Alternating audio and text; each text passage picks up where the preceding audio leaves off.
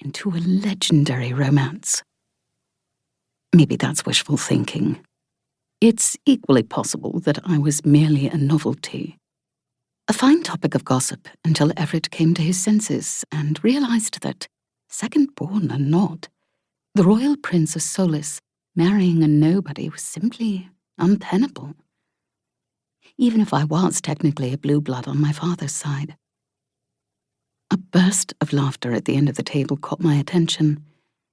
Queen Mariana was radiant with a smile as everyone around her laughed uproariously. Her wheat-brown hair was woven with strands of tiny pearls tonight, and her forest green dress, trimmed with creamy lace applique, draped elegantly off her lily-white shoulders.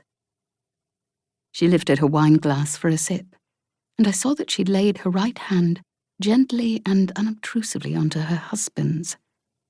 Whatever the joke had been, King Ryland didn't seem amused. But that was to be expected. The king wasn't known for his levity. I stared for a moment too long.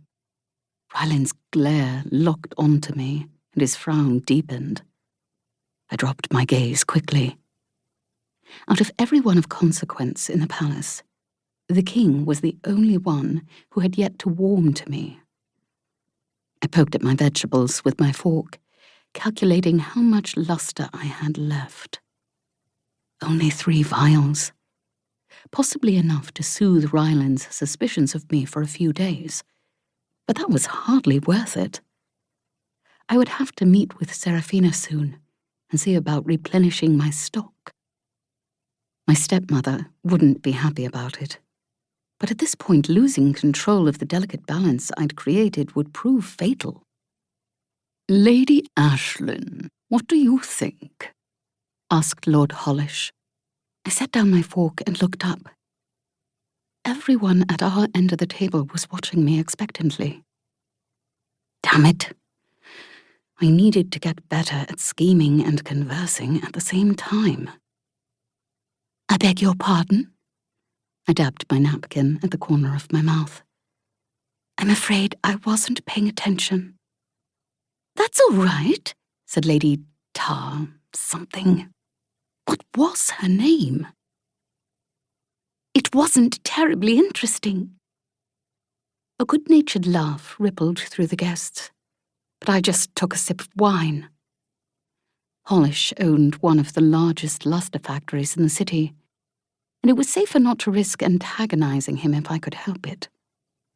Wealth and power were 2 things I always tried to keep on my side. Judging from the venom-laced smile that Lord Hollish was currently levelling at the drunk Lady Talia, he was the sort of man who kept a precise tally of enemies and allies. Not that she noticed.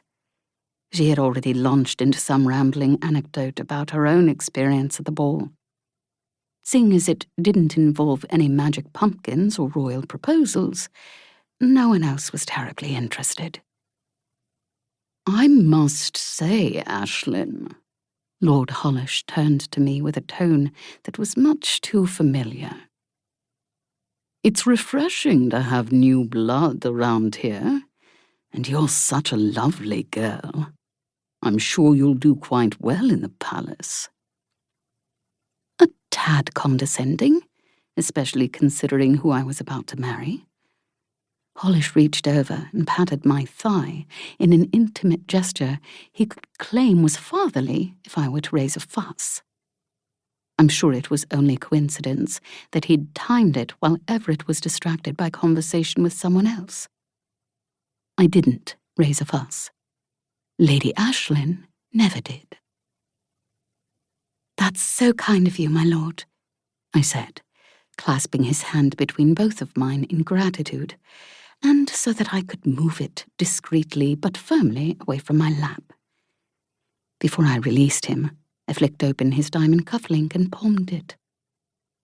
"I'm lucky to have made so many wonderful friends here." Lord Hollish beamed at me. I smiled prettily back and thought about how satisfying it would be to plunge my fork into his beady eye. And even more effective.